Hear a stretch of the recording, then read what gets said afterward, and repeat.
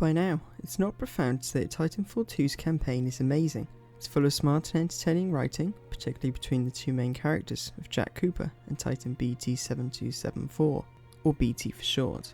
There's no shortage of creativity and fast-paced action throughout its campaign, with the missions Effect and Cause and The Beacon instantly coming to mind. These two missions are standout in their own right, but I feel there's a part of Titanfall 2's story that is often overlooked: the introduction. This includes the pilot's Gauntlet tutorial and then the mission BT-7274. They may not be as inventive in the gameplay department as Effect and Cause or The Beacon, but they offer a strong setup for the narrative. The game begins with a short tutorial section called the Pilot's Gauntlet, in which we learn the basic mechanics of the game, including wall running and sliding as part of a training simulator. What caught my eye is how much we actually learn about the characters and world of Titanfall before even getting properly into the game.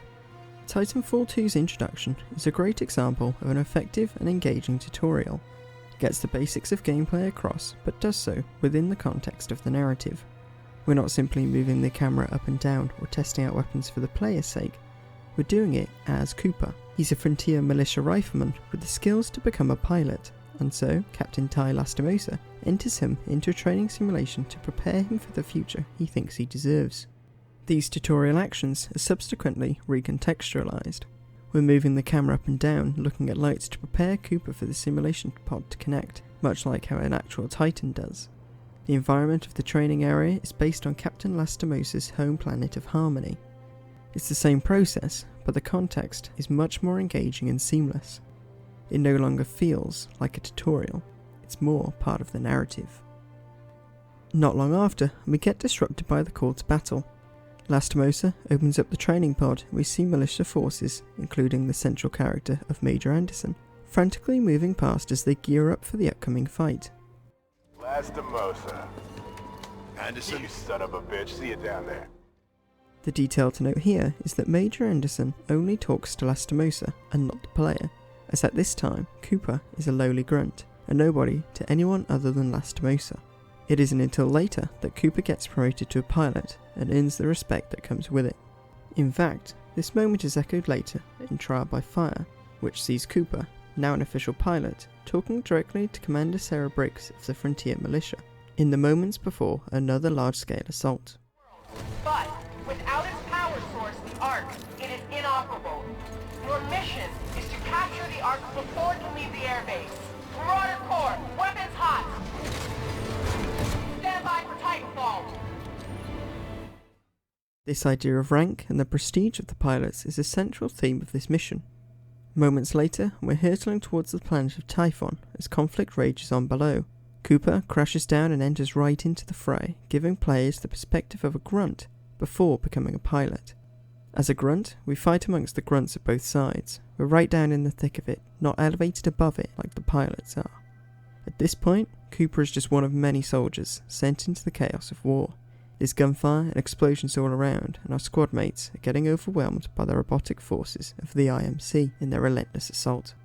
Other soldiers' drop pods crash land into the dirt, taking with them the lives of their occupants and those unfortunate enough to be in the impact zone. It's surprisingly powerful imagery, evoking ideas of a World War II landing or airdrop, which is unsurprising given Respawn's background with Infinity Ward, who practically invented this type of set piece in first-person shooters. Eventually, we push forward until we reach a large clearing, when an Apex Predator Titan swiftly enters the fray and injures Cooper. The rest of the militia grunts retreat, for they know they can't withstand the power of a Titan. Thankfully, Lastimosa is nearby and comes to our aid. When Lastimosa charges in to save us in his Titan, the low-angle shot presents him as heroic and legendary, conveying the almost mythic qualities of the pilots. It's miles apart from how the hordes of nameless grunts are portrayed, of which Cooper is initially included. Lastimosa is inevitably defeated by the Apex mercenaries, making our first glimpse of the high-ranking members of their outfit, including Richter, Ash and Blisk. This is a quick way of showcasing the bosses we'll take on as we progress through the narrative and to establish a simple revenge plot for Cooper as he does so.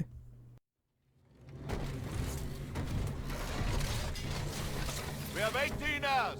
18 hours until the Ark is sealed and ready for delivery. Oi, Richter! leave the corpses alone, you sick bastard. We've got a job to do, eh? We make corpses, we don't clean them up. Let's go. Cooper shortly passes out, only to wake up with a wild dog-like creature dragging him along for dinner. But we're not done for yet. BT is still active, and Lastimosa is still breathing, though not for long. As we make our way over to BT, Lastimosa ejects, clinging to life just long enough to complete his wish of making Cooper a pilot. He transfers his mission, Special Operation 217, and authorization of BT over to Cooper and urges him to take his helmet and jump kit, a staple of the pilots and a symbol of the combat superiority.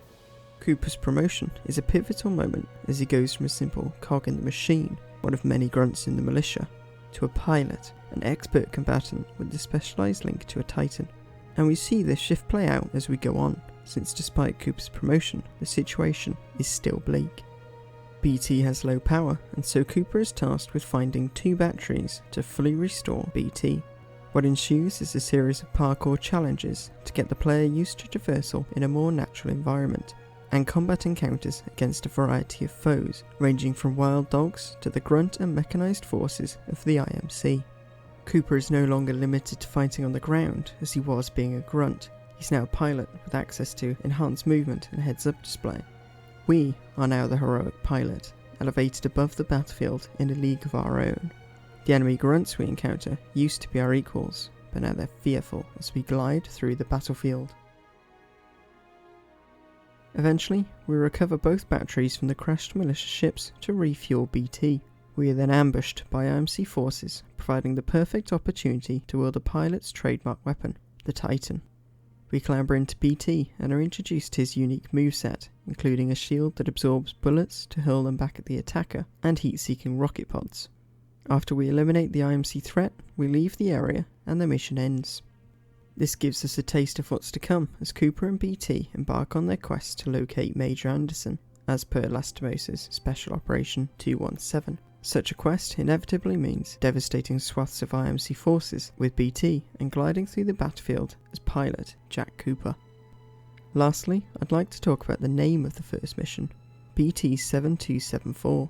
This is a smart choice on Respawn's behalf to name the first mission of the game after BT, as it conveys his importance and place in the narrative.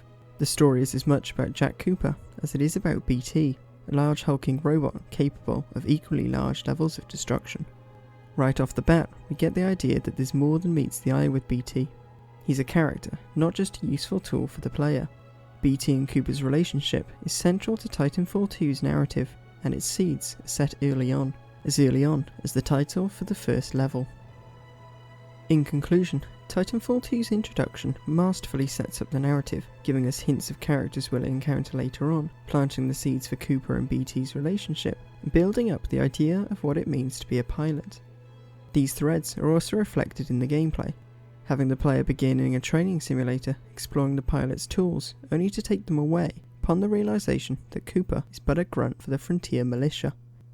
The pace of the gameplay reflects this dichotomy. Grunts have to slowly take ground using cover to their advantage, while pilots glide across the battlefield and dance around their foes with their increased mobility and prowess.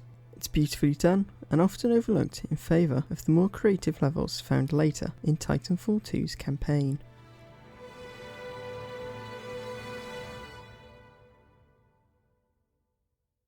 Hi, I hope you enjoyed this analysis of Titanfall 2's introduction.